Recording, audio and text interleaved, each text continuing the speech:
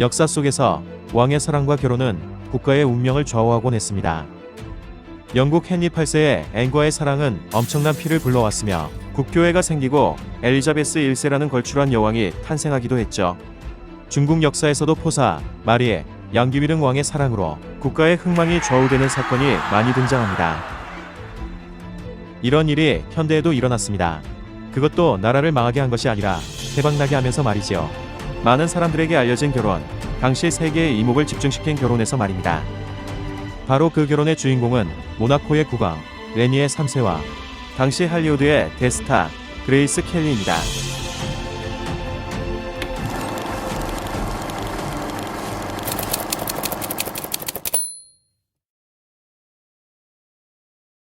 지적이면서도 우아하고 단아한 모습을 자아내는 그레이스 켈리. 그녀는 오늘날까지도 금세기 최고의 미녀 중 매번 1위로 손꼽히는 레전드급 미녀랍니다. 그녀는 서부극 하이눈으로 대중의 관심을 받기 시작한 후 스릴러의 거장, 알프레드 히치콕의 다이얼 램을 돌려라와 이창 등에 잇따라 출연하며 스타덤에 올랐습니다. 결점 없는 완벽한 미모와 연기력이 돋보인 영화 갈채로 아카데미 여우주연상까지 수상했지요. 원안의 토공리 다리라는 한국전쟁을 배경으로 한 영화에도 출연했다고 합니다. 아카데미상의 주인공이 된 켈리는 칸 양화제에도 초청되어 참석하게 됩니다.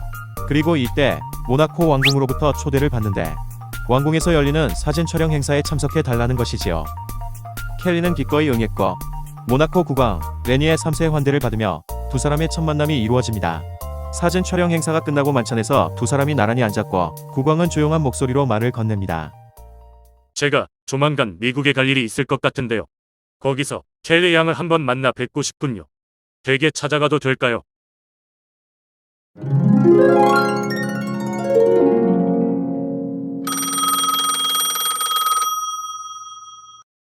여보세요. 켈리 양, 저를 기억하시는지요? 모나코의 국왕 레니의 3세입니다. 어머, 안녕하세요. 그동안 잘 계셨나요? 일전에 모나코에 오셨을 때 제가 말씀드렸죠. 미국에 찾아오겠다고요. 지금 여기는 뉴욕이랍니다. 내일 켈리 양과 부모님께 인사를 드리러 가도 될까요? 켈리는 깜짝 놀랐고 레니의 3세는 12캐럿짜리 다이아몬드 반지를 들고 나타나 청혼을 합니다. 나의 왕비가 되어주겠소. 내 궁전은 혼자 지내기에는 너무 넓습니다. 1956년 4월 마침내 모나코에서 세계 이목이 집중된 결혼식이 거행됩니다. 모나코 시민 등 3천여 명이 참석한 가운데 레니의 3세가 고혹적인 웨딩드레스에 쌓인 그레이스 켈리의 손을 잡고 입장합니다. 결혼식은 일주일간 지속되었으며 세계 각국에서 결혼식을 보기 위해 축하객들과 취재진들이 모여들었습니다. 이 결혼식은 전 세계에 생중계되어 무려 3천만 명이 지켜봤다고 합니다.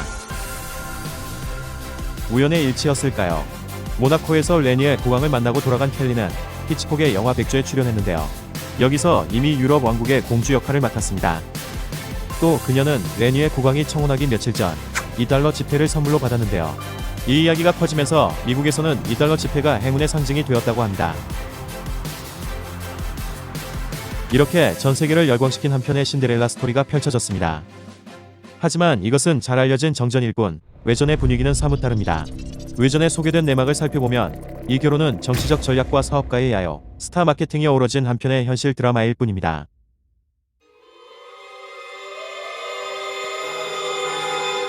인구가 4만 명도 안 되는 여의도보다 작은 나라 모나코. 워낙 작고 자원도 없어서 주변국에서도 굳이 차지하려 하지 않았던 나라죠. 다행히 사람들의 지중해 여행이 늘어나고 도박장이 하나둘 생기면서 경기가 살아나기 시작합니다. 여기에 개인소득세를 없애고 법인소득세도 최소화함으로써 유럽 부자들의 조세 피난처로 성장하게 됩니다. 부자들이 몰려와 도박장과 고급 오락시설에서 돈을 뿌려대니 경제가 활기를 띈 것이지요. 하지만 2차 대전으로 관광객 유입이 끊기면서 모나코는 다시 경제난을 걱정해야 했습니다. 또한 1918년 체결된 프랑스 모나코 조약에는 모나코 왕실의 후사가 끊기면 모나코를 프랑스에 귀속시킨다는 조항이 있었습니다.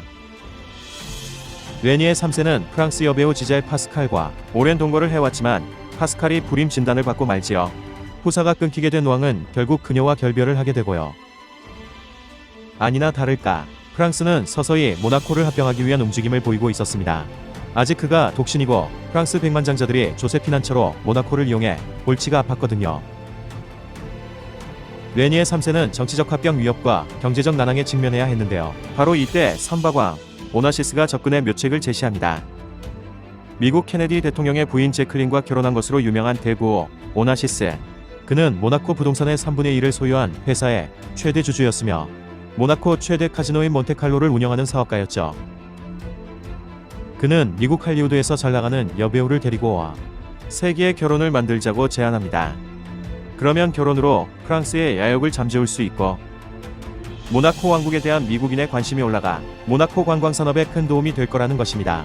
쉽게 말해 전 세계를 상대로 스타 마케팅을 하자는 것이지요. 당시 왕비 후보에 오른 여배우들은 오드리 헵번, 마릴린 몬로, 그리고 그레이스 켈리였다고 합니다. 헵번은 미국 태생이 아니어서 마릴린 먼로는 품위가 부족해서 후보에서 제외되고요. 켈리는 당대 가장 우아한 이미지의 미국 여배우였기에 모나코 왕실의 선택을 받게 됩니다. 켈리 역시 결혼이 좋은 선택지였습니다. 그녀는 클라크 게이블, 캐리 그랜트, 게리 쿠퍼 등 당대 최고의 배우들과 연분서를 뿌리고 다녔고 부모님의 걱정까지 사기 시작했기 때문입니다. 이에 오나시스가 두 사람 사이를 적극적으로 중지하며 칸을 계기로 만남을 성사시킨 것입니다. 결국 두 사람의 결혼은 세계의 이목을 집중시키며 모나코를 세계적 관광지로 거듭나게 만듭니다. 미국인들의 모나코 여행이 수십 배 증가했으며 세계적인 관심 도시가 되면서 관광 수입도 급증했지요. 여기에 개인소득세도 없으니 미국 부자들까지 잔뜩 몰려왔습니다. 오나시스의 계획이 착착 들어맞은 것이죠. 모나코의 카지노와 관광 수입은 날로 늘어났고 여기에 기념 우표를 발행하고 F1 모나코 그랑프리까지 개최해 더 많은 수입을 확보합니다. 요트가 모나코 해변을 가득 채우고 각종 슈퍼카들이 거리를 활보했답니다. 오늘날까지도 그 번영은 계속되고 있는데요. 2019년 기준 1인당 GDP만 보아도 9만 달러에 이릅니다. 이는 세계 1위를 다투는 어마어마한 수준이랍니다. 모나코는 오늘날 세계에서 백만장자 밀도가 가장 높은 곳으로 알려져 있으며 무려 인구의 30%가 백만장자라고 합니다. 3명 중 1명은 백만장자라는 얘기죠. 다만 21세기 들어서는 관광객 감소와 카지노 수입 감소가 이어지고 있는데요. 이에 카지노와 관광으로 벌어들인 돈을 금융업 및 의약품, 플라스틱 제조업 등에 투자하여 주된 수입원으로 키워가고 있답니다.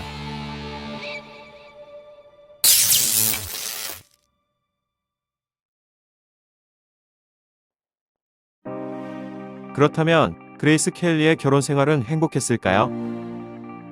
켈리는 결혼 후에도 영화에 대한 미련을 버리지 못합니다.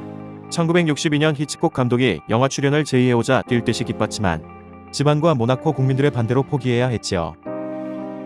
레니의 3세는 그녀가 출연했던 모든 영화를 모나코 내에서 상영을 금지시켜버리기도 했답니다. 그녀는 프랑스어를 배우다 울기도 했고 남편이나 시댁과의 갈등도 계속되었습니다. 심한 스트레스로 우울증 증세까지 보이던 그녀는 1982년 결국 불의의 교통사고로 세상을 떠나고 맙니다. 향년 53세. 음악의 여왕에서 모나코의 왕비로 화려하게 변신했던 한 여성의 삶이 그렇게 암울한 동화가 되어 사라지고 말았습니다.